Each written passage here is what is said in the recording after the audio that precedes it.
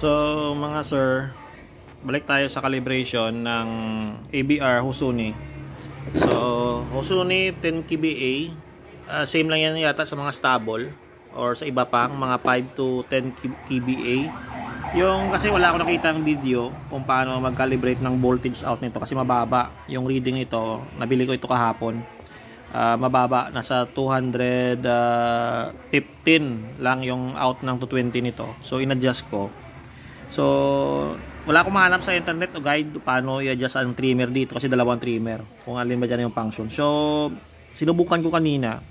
Ito pala mga idol, itong trimmer na ito yung adjustment sa voltage out. Bali magkasabay mag-a-adjust yan. Pag tulad sa akin 215 clockwise ang ikot, gumagalaw yung arm niyan,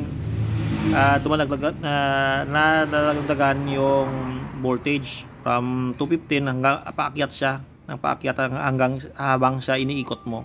So maset mo diyan yung output voltage mo, dito mo maset yan.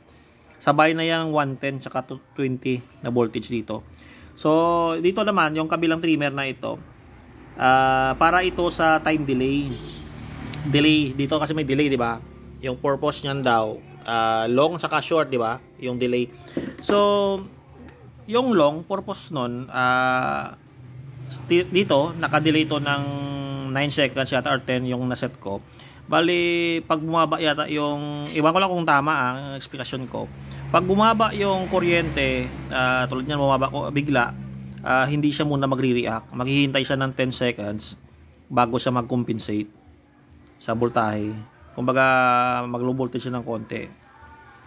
Saka ganun yung function niya, no? Bali medyo delay yung reaction ng natin ng EBR.